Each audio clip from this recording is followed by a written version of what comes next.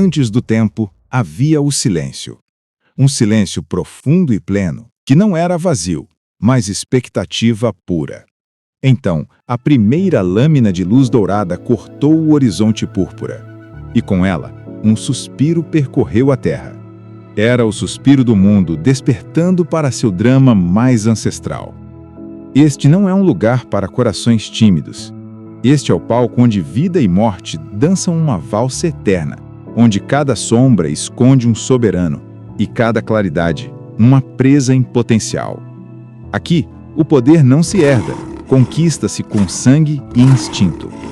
A coroa não é de ouro, mas tecida com cicatrizes e sobrevivência. Bem-vindos ao reino onde os verdadeiros monarcas governam não com decretos, mas com garras e determinação feroz. Bem-vindos ao reino dos predadores. A savana sob a luz da manhã parece um paraíso intocado. Um mar dourado e sereno sob um céu infinito. Mas esta serenidade é uma farsa magistral, uma ilusão de paz. Cada moita de grama alta não é apenas vegetação, é uma fronteira natural, uma linha invisível entre segurança e perigo. Cada poço de água não é apenas uma fonte de vida, é um território disputado, uma arena onde a tensão é palpável. Cada árvore solitária não oferece apenas sombra, serve como torre de vigia para um caçador paciente. Os herbívoros que pastam não vagueiam aleatoriamente, eles navegam.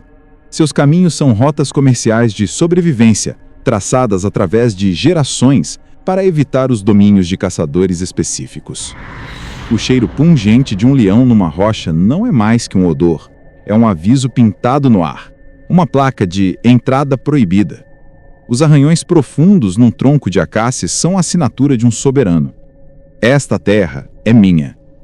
Este é um mundo de geopolítica invisível, onde os tratados são escritos com urina e os acordos de paz são quebrados com a primeira pontada de fome. A linguagem universal aqui não é um som, mas uma emoção primária. O medo.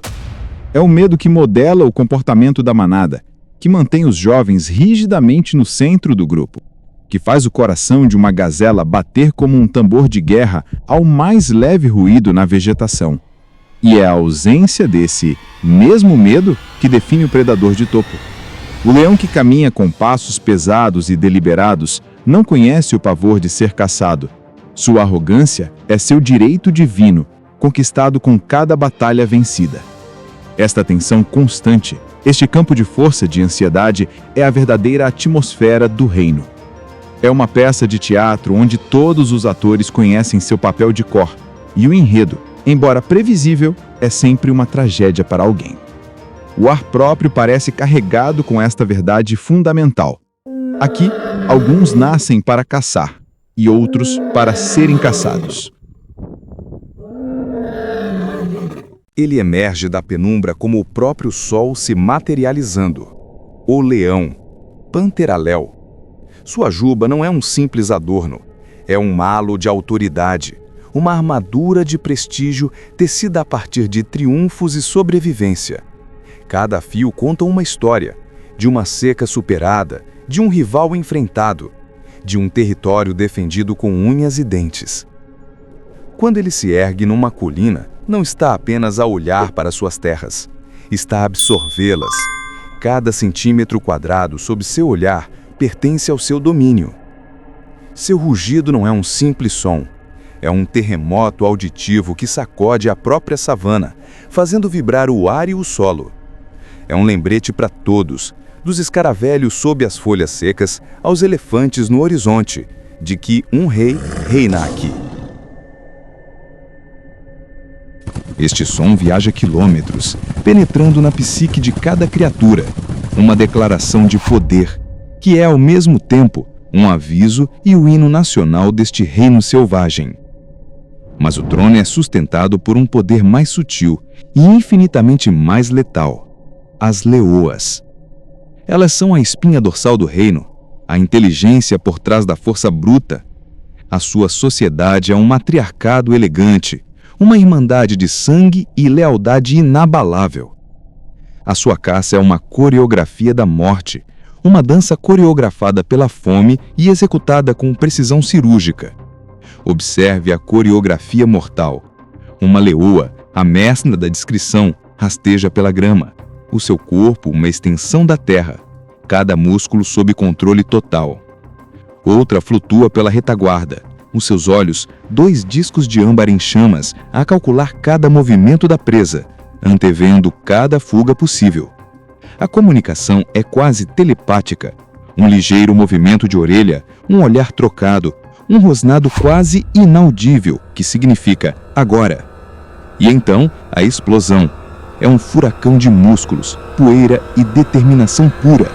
Uma investida final, garras que se enterram como ganchos de aço, uma mordida poderosa no pescoço que silencia o pânico para sempre. Elas não caçam por desporto, caçam para sustentar um reino, para alimentar os filhotes que são o futuro da sua linhagem.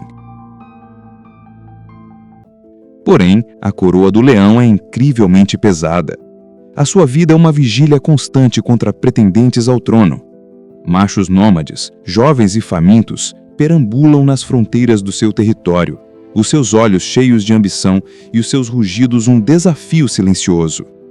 A batalha pelo domínio é um dos espetáculos mais brutais e visceralmente honestos da natureza. É um combate corpo a corpo onde não há quartel dado ou pedido.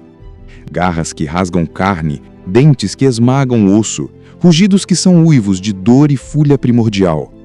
O vencedor herda tudo, o território, as fêmeas, a própria linhagem. O perdedor é banido, condenado a uma vida de solidão e fome constante, ou encontra seu fim nas garras do seu sucessor. O domínio do leão é absoluto, mas o seu trono está sempre à beira do abismo, um lembrete sombrio de que, na natureza, a autoridade suprema é sempre temporária. Enquanto o leão governa pelas planícies abertas, outro soberano reina no reino do claro escuro, nos domínios verticais onde a luz se fragmenta em 1000 pedaços. O leopardo. Pantera pardus. Ele é a própria essência do segredo, um fantasma adorado que habita o espaço entre os galhos e as sombras. O seu corpo é um poema de músculos sinuosos, uma obra-prima de camuflagem que desafia a percepção. As suas rosetas não são meras manchas, são fragmentos de sombra projetada, promessas quebradas de luz filtrada pela copa das árvores. A sua paciência é uma forma de meditação profunda, quase sobrenatural. Por horas, ele permanece imóvel num galho, o seu corpo relaxado, mas os seus olhos, 2 sóis líquidos e intensamente concentrados, fixos num alvo embaixo. Ele não vê simplesmente um animal, vê um conjunto complexo de variáveis, a direção do vento, a distância exata, o ângulo de ataque perfeito, todos os pontos de fuga possíveis. A sua caça é uma equação complexa de vida e morte que só ele, com seus sentidos apurados, pode resolver. O ataque do leopardo é um dos eventos mais súbitos e eletrizantes da natureza. Num instante, ele é uma estátua, parte integrante da arquitetura da árvore. No momento seguinte, é um raio dourado a cair do céu, um projeto de morte em movimento, perfeito. Não há rugido de aviso, nenhum som que delate suas intenções, apenas o baque surdo do impacto, o estalar seco de um pescoço e o silêncio que se segue. A sua força é descomunal, desproporcional ao seu tamanho. O impala, pesando facilmente o dobro do seu corpo, é arrastado para a segurança dos galhos mais altos com um esforço que parece desdenhar a gravidade. Lá, no seu santuário arbóreo, ele está fora do alcance dos leões famintos e das hienas oportunistas. O leopardo é o único predador de topo que janta com uma vista panorâmica do seu reino, um gourmet solitário do mundo selvagem. O seu domínio é profundamente solitário, ferozmente autossuficiente e incrivelmente seguro. Ele é um imperador de uma pessoa só, um soberano que responde apenas para sua própria fome e que não deve explicações a nenhum outro ser. Mas esta independência absoluta tem o seu preço. A vida do leopardo é uma existência de vigilância solitária. Não há companheiras de caça para vigiar as suas costas. Não há machos aliados para ajudá-lo a defender o seu território. Cada disputa territorial, cada encontro com um rival, é um conflito que ele deve travar sozinho. As fêmeas criam seus filhotes em isolamento quase total, escondendo-os em cavernas ou em densa vegetação, transferindo-os de um esconderijo para outro para evitar que o seu cheiro seja detectado. A mortalidade dos filhotes é alta e a mãe deve caçar não apenas para si, mas para sua prole, deixando-os vulneráveis cada vez que parte. O domínio do leopardo é, portanto, uma soberania de solidão. Ele reina supremo no seu território arbóreo, mas o seu trono é um lugar silencioso, onde o único som é o da sua própria respiração e o sussurro do vento através das folhas. É um reinado de liberdade absoluta, mas também de responsabilidade total, um fardo que ele carrega sem nenhum outro para partilhar o peso. No vasto campo aberto, onde o horizonte é uma linha sem fim e o céu um imenso domo azul, reina um soberano cujo trono é a própria velocidade. A chita, a Sinonyx jubatus. Ela é a encarnação da graça cinética, uma escultura viva talhada pelo vento para um único propósito, a perseguição perfeita. O seu corpo é um estudo em aerodinâmica pura, um coração e pulmões gigantescos num corpo esguio e leve, pernas que são molas de pura energia tensionada, uma coluna incrivelmente flexível que atua como um arco, armazenando e libertando energia com cada passo explosivo. As famosas lágrimas negras que escorrem dos seus olhos não são marcas de tristeza, são miraculosos cortes de sol, escudos naturais contra o brilho inclemente do sol do meio-dia, canalizando a luz para longe e permitindo uma visão telescópica focada na presa. A caça da chita é a mais visceralmente dramática de todas. É uma explosão de esforço total, uma aposta de tudo ou nada onde o preço do fracasso é a fome. De uma posição congelada, ela se transforma num furacão de movimento. Cada músculo contrai-se com força máxima. Cada fibra queima energia a um ritmo metabolicamente insustentável. A perseguição é um sprint suicida, uma corrida contra o próprio esgotamento que não pode durar mais do que o trágico limite de 1 minuto. É beleza e agonia fundidas num único evento fugaz. A pura essência da vida selvagem condensada num breve e intensíssimo momento. Quando seus ganchos, as suas garras não retráteis, que funcionam como travas de corredor, se enterram profundamente no flanco da presa e ela a derruba, ofegante, o seu corpo a tremer incontrolavelmente de exaustão, é um triunfo da pura vontade sobre as leis da física.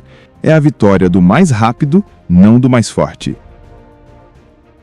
Quando o sol se põe e a savana é banhada em tons de sangue e índigo, um novo e formidável poder desperta das tocas e das sombras. Um som único ecoa pela escuridão que se avizinha, um cacarejo histérico e estridente que, ao mesmo tempo, é um chamado à guerra para o seu clã e uma zombaria deliberada da realeza felina, a hiena malhada. Crocuta Crocuta, a governante mais incompreendida e subestimada de África. Longe de serem meras carniceiras covardes, as hienas são, na verdade, a força predatória mais bem-sucedida e numerosa da savana. O seu clã é um estado complexo e fascinante, uma sociedade matriarcal rigidamente estruturada, onde a fêmea alfa governa com autoridade absoluta e implacável.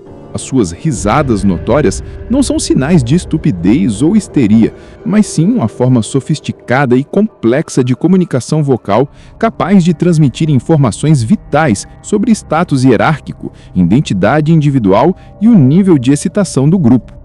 As suas mandíbulas são as suas armas de conquistas definitivas, possuem o poder de mordida mais forte de qualquer mamífero terrestre, uma força capaz de gerar pressões que esmagam o osso.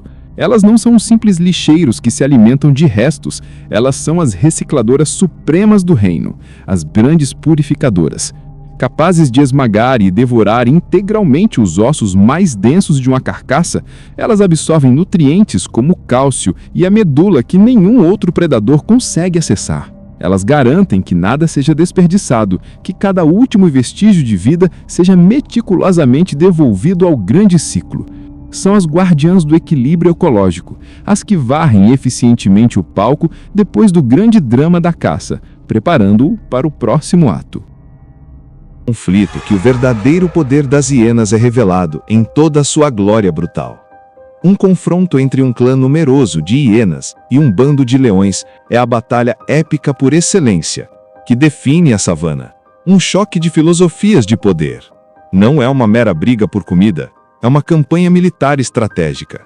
As hienas, quase sempre em número superior, empregam táticas de atrito inteligentes e implacáveis. Elas cercam os felirons, formando um círculo apertado e hostil, mordiscando seus flancos e quartos traseiros, assediando-os incessantemente, testando suas defesas e paciência. A sua resistência física é lendária. Podem trotar e correr por quilômetros a fio, cansando gradualmente os leões, que são maiores, mais pesados e construídos para explosões de energia curtas. Numa disputa acirrada por uma carcaça valiosa, a força coletiva organizada das hienas frequentemente supera a força bruta individual dos leões. Elas são a democracia rude e eficiente, confrontando a monarquia orgulhosa. A Corte das Sombras não busca um trono solitário e glamuroso. Ela busca o domínio pragmático através da pura e inabalável força do coletivo, desafiando a velha ordem estabelecida a cada oportunidade que surge. O reino dos predadores não é construído e mantido apenas pelos gigantes mais famosos. Nas planícies mais vastas e remotas, vivem os estrategistas fantasmas, os mestres da caça cooperativa, os cães selvagens africanos, ou mabecos. O seu padrão de pelagem malhado é único como uma impressão digital, um símbolo vivo da sua incrível coesão social e do valor do indivíduo dentro do coletivo. Eles são amplamente considerados os caçadores mais cooperativos do mundo, com uma taxa de sucesso estrondosa que envergonha a dos leões. As suas caçadas são exercícios de pura eficiência tática e comunicação vocal complexa e constante. Uma cacofonia de assovios e chirridos que coordenam o movimento do grupo com precisão militar. Eles não dependem da velocidade explosiva ou da força avassaladora. Dependem da resistência e da inteligência de grupo. Perseguem a sua presa selecionada até a exaustão total. Uma máquina de correr implacável e em perfeita sincronia, substituindo-se na liderança da perseguição para manter o ritmo mortífero. O seu domínio é baseado na lealdade absoluta e no altruísmo raro no mundo animal. São uma verdadeira família, não apenas um bando de conveniência. E, tragicamente, o seu reino está encolhendo a um ritmo alarmante, tornando cada avistamento destes magníficos animais um vislumbre precioso e comovente de um mundo selvagem que se esvai perante o avanço humano. Nos rios lentos e lamazentos que cortam a savana como veias escuras, um soberano pré-histórico aguarda. Um dragão que sobreviveu às eras. O crocodilo do Nilo. O seu domínio é a água, um reino tridimensional de profundidades traiçoeiras e correntes silenciosas. Ele é a paciência personificada. A imobilidade como estratégia. Por dias, semanas até, pode ficar absolutamente imóvel, fundindo-se perfeitamente com a lama, os troncos apodrecidos e a vegetação aquática, os seus olhos e narinas pairando na superfície como meros detritos inofensivos. A sua investida é um dos eventos mais aterrorizantes e primalmente eficientes da natureza. Uma explosão repentina de água, espuma e poder ancestral que parece emergir do próprio nada. As suas mandíbulas, armadas com dezenas de dentes cônicos, fecham-se com uma força esmagadora que não permite escapatória, arrastando a presa em luta para as profundezas escuras num redemoinho final de morte por afogamento. Ele é o guardião intransigente do rio, o senhor absoluto do Val, o teste final e mais mortal para os vastos rebanhos migratórios. O seu domínio é absoluto no seu elemento. Um lembrete arrepiante de que na natureza, os tronos mais antigos e testados pelo tempo são frequentemente os mais mortais e implacáveis. Implacável, a morte nunca é o fim. É o alicerce fundamental sobre o qual toda a vida é construída. O ato final do predador e o primeiro ato de um novo começo. Quando um gigante cai, seja um velho búfalo, um elefante ou o próprio Rei Leão, os sentinelas do céu tomam imediatamente conta. Os abutres. Estas aves majestosas e frequentemente mal compreendidas não são portadoras de mau agouro.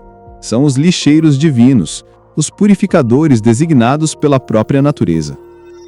As suas asas largas e escuras, planando em elegante círculo sobre as correntes térmicas, são asas de anjo para um ecossistema que depende desta limpeza final. A sua visão telescópica, tão aguçada que pode localizar a morte de grandes altitudes, é um farol que guia todo um sistema de reciclagem. Em minutos após a queda, um exército vivo desce dos céus num frenesi aparentemente caótico, mas surpreendentemente controlado. É uma desmontagem metódica, eficiente e vital. Eles são a primeira e mais crucial etapa do grande processo de renovação, transformando a morte estagnada em energia para a vida futura. Os abutres, no entanto, não trabalham sozinhos. Eles são meramente a vanguarda de um exército muito maior. São seguidos de perto pelos chacais, os oportunistas astutos e adaptáveis da savana, que aproveitam os restos mais macios. E depois deles, vêm os incontáveis e invisíveis exércitos de insetos, besouros, larvas e formigas, que completam o trabalho nos mínimos detalhes. Juntos, num processo de colaboração involuntária, eles desmontam meticulosamente a matéria complexa de um corpo outrora vivo e a devolvem ao solo na sua forma mais pura e acessível: nutrientes. É uma dança coreografada pela evolução, uma transformação alquímica silenciosa, onde a carne putrefata se dissolve para se tornar novamente vida vegetal. Desta morte aparentemente trágica, a vida renasce com vigor redobrado. Os nutrientes ricos da carcaça fertilizam o solo de forma mais eficaz do que qualquer adubo. A grama que ali brota é mais verde, mais vibrante, mais nutritiva. O antílope que pasta na mesma grama semanas depois está, literalmente, a alimentar-se do leão ou do búfalo que um dia poderia tê-lo caçado. O predador que, por sua vez, caça esse antílope está a reciclar a energia do seu antigo rival ou presa. Este é o ciclo sagrado, eterno e inescapável que rege tudo. O domínio do predador, por mais absoluto, intimidador ou espetacular que pareça, é em última análise uma ilusão passageira. Ele é, ele próprio, um servo humilde deste ciclo maior. A sua força e ferocidade não existem por capricho, elas cumprem uma função ecológica vital: sustentar a saúde e o vigor das manadas de presas, evitando a superpopulação, a doença e a destruição catastrófica do habitat pela sobrepastagem. A sua fome, por mais pessoal que seja, é um instrumento que mantém o equilíbrio preciso de todo o ecossistema. Ele não está de fora, a observar e a explorar a natureza. Ele é a natureza, na sua expressão mais crua, mais honesta e mais necessária. O verdadeiro preço da coroa, a lição mais profunda que este reino ensina, é a vulnerabilidade universal. O predador, por mais poderoso, majestoso ou temível que seja, está irremediavelmente preso na mesma teia complexa de vida e morte que todas as outras criaturas. A sua força é, paradoxalmente, a sua maior fraqueza, pois consome energias colossais que devem ser constantemente repostas. A sua ferocidade é o espelho da sua profunda dependência das presas que caça, do território que defende, do equilíbrio que mantém. Ele é, simultaneamente, o carrasco implacável e a vítima em potencial do grande ciclo que ele próprio ajuda a girar. A sua vida é um paradoxo ambulante, um símbolo de poder absoluto que vive na corda bamba da sobrevivência mais básica. Enquanto a noite cai mais uma vez sobre a savana, envolvendo o mundo num manto fresco e estrelado, um novo conjunto de olhos brilha na escuridão. Os caçadores da noite partem para o seu trabalho silencioso. Os seus dramas íntimos, os seus triunfos efêmeros e as suas tragédias pessoais desenrolam-se sobre uma abóbada celeste indiferente, testemunhada apenas pela lua e pelas incontáveis estrelas. E nós, meras testemunhas distantes deste balé ancestral e eterno, somos lembrados de uma verdade fundamental e humilhante. Neste mundo selvagem, cru e indomado, não existem vencedores ou perdedores eternos. Não há bem ou mal, heróis ou vilões. Há apenas a vida, com V maiúsculo, persistente, resiliente, adaptável e profundamente inextricavelmente interligada em todas as suas formas. O domínio é passageiro, um suspiro entre o rugido e o silêncio. A vida é eterna, uma sinfonia que nunca cessa, apenas muda de movimento. O reino dos predadores não é, portanto, um lugar de terror puro, mas sim de uma beleza austera, crua e profundamente necessária. É o coração batendo forte do mundo natural. Um coração que bombeia não apenas sangue, mas o próprio equilíbrio do planeta. Um equilíbrio mantido por dente e garra, por fome e saciedade, por morte e renascimento. E o seu ritmo, selvagem, livre, implacável e verdadeiro, é a mais pura, mais antiga e mais comovente sinfonia já composta pela Terra. Se esta jornada ao coração do mundo selvagem tocou a sua alma, se você sentiu o peso da coroa e a majestosa do equilíbrio do ciclo, deixe seu comentário partilhando conosco. Qual soberano deste reino inesquecível mais capturou a sua imaginação e o seu respeito? Foi a força imponente do leão? A astúcia solitária do leopardo? A velocidade trágica da chita? Ou o poder coletivo inabalável da hiena? Junte-se à nossa comunidade de amantes da natureza. Não se esqueça de se inscrever, compartilhar este canal com outros aventureiros e ativar o sininho para não perder nenhuma das nossas próximas jornadas. Cada visualização, cada partilha é um voto a favor da conservação e um lembrete poderoso de que esses reinos majestosos e os seus soberanos merecem permanecer para sempre selvagens e livres. A natureza sempre chama com a sua voz ancestral. Esteja sempre pronto para ouvir. Até a nossa próxima jornada!